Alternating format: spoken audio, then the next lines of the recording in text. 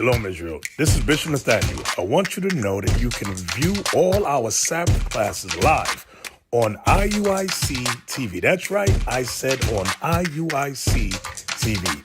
Download the app today. Shalom.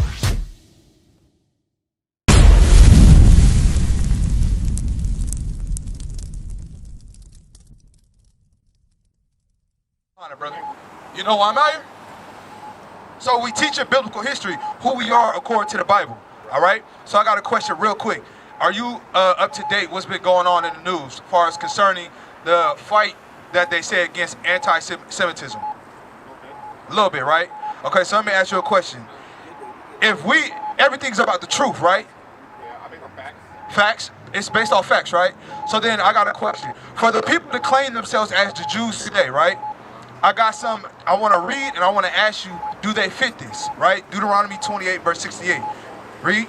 The book of Deuteronomy, chapter 28, verse 68. So this is about the Israelites, right? We're going to see, does this fit the people who claim to be Israel or Israelis today? Read. And the Lord shall bring thee into Egypt again with ships. So Egypt goes into bondage, right? It means bondage. Bondage means slavery. So the key point I want you to focus on, it says when you look down here, read that part again. Look right here. And the Lord shall bring thee into Egypt again with ships. The Lord will bring the children of Israel in the future into slavery on ships. Who did that happen to? The black people. That happened to the black people, correct? Keep reading. Right? Keep reading. By the way whereof I spake unto thee. Meaning the way it was written, that's exactly how it was going to happen. Because remember, they walked out of Egypt with Moses. So he said, he gave them an ultimatum. If you disobey me and you don't keep my laws and you rebel against me, I will send you to serve your enemies if you don't want to serve me. Read. And there ye shall be sold unto your enemies. So there, if the slave boats docked in Virginia, if they docked in New York, if they docked in Europe, China, Asia, we would be what? And there ye shall be sold unto your enemies. Were we not sold? You got auction blocks right here painted. Were we not sold? By the millions, correct? Keep reading. Got it right? For bondmen, For slave man and bondwomen, and slave woman. and no man shall buy you. Meaning nobody could redeem us. Give me Psalms 49 verse 6. Nobody could redeem us. So you have many of our people who are millionaires today, right? Not many, but you have a portion, right? Depends on athletes, you know. Correct, right? Right? Actors, And they have money today, right? rappers, yeah. So why is it that with all that money that they collect, right, they can't come into our communities and invest and build it up, and they can't fix our people, huh? Some do, some don't, but it depends on the choice of ourselves. Watch Man, this. man. Watch this. Read. The book of Psalms, chapter 49, verse 6. Come on. They that trust in their wealth.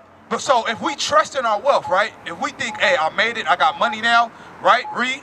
And boast themselves in the multitude of their riches. Now, so many of our people who walk around flaunting their jewelry, walk around talking about how much money, taking pictures with cash, all these things, right? Remember, the Bible said nobody would be able to redeem us. Read. None of them can by any means redeem his brother. None of them could by any means get that money to come back to the community because there's contracts within what they signed that tell them how they can spend their money. You understand what I'm saying? Read. Nor give to God a ransom for him. Right, nor is there any way they could go to God and try to bribe him like how the Christian church say today. If you want a blessing, you have to what? Give 10% and pay for it. When tithing is not based off of your money, but it was based off your crops that went to the Levites when you read in the scriptures, right? So now I'm going to swing that back over to what I'm talking about with anti-Semitism. So if we see that this is a curse that happened to the biblical Jews, right? I'm going to ask you another question. What does the biblical Jews look like? Color or race. So I'm going to ask you another question then. What does Christ look like? No one knows. Nobody will be told. Right? They say he's black, some people say he's white, Right? but nobody knows. In our generation, we don't know. So, okay, you said in our generation, we don't know, right? Because we've been taught this. Yeah, pictures on the wall, stuff like that. You go to the dollar store on the candle. Hey, my brother right there, bro. I want you to listen up to this. This is highly important. My man, you right there, bro. What's going on? Hey, this is the best place to be when you're having a bad day, bro. Read that Revelations 1. Watch this. I'm gonna show you something, bro, because I feel what you're saying. We've been taught generation after generation, this is what he looked like.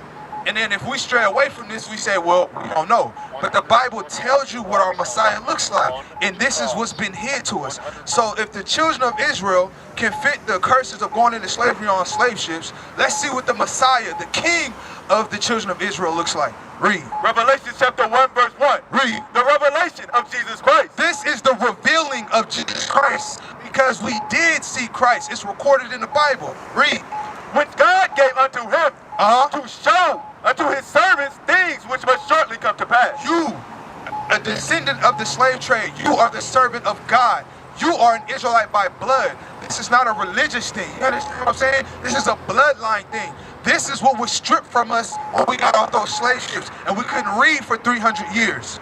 Read. And he sent and signified by his angel unto his servant John. Go to verse 14. Read. Verse 14. His head and his hairs were white like wool. It says his head and his hairs. The head on his hairs were white and they were woolly in texture. Read. As white as snow. As white as snow. His hair is not woolly, it is not white. And if you take a look right here, this was during the time of the Renaissance, when they were doing iconoclasm, when they were repainting over the biblical images of the Israelites. And this is why we grew up seeing white Jesus today. This has passed down from generations. Read. And his eyes were as a flame of fire. Christ's eyes is as a flame of fire because he drunk wine in moderation. You know when you get tipsy and the whites of your eyes start to get red and glossy? Christ liked to drink wine, so it made the whites of his eyes red. Read. And his feet like unto fine brass. If I take a look at your feet, we take a look at all our feet. Brass is brown. You know what a penny looks like. That's called a brass copper penny, which is brown. Read. As if they burned in a furnace. Now, if you burn that penny, it turns black. So Christ was a dark-skinned man. So the Bible's telling you exactly what he looks like. You understand what I'm saying? So now I'm going to ask you another question. The Bible tells you that Christ is a black man, right?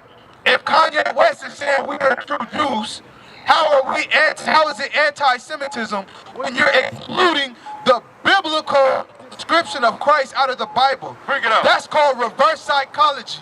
That's called you not knowing your enemy. That's called you not realizing you're at war. And the warfare has become psychological. Hey, my brother.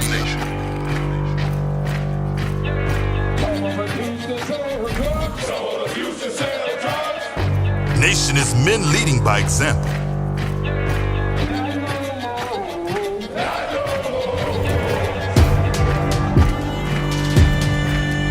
Nation is family.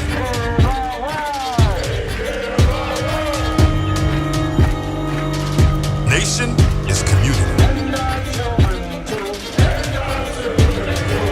Nation is children with role models.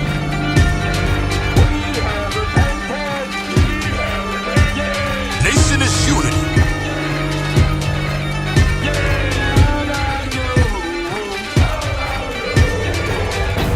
Nation is you. And finally, my brethren, be strong in the Lord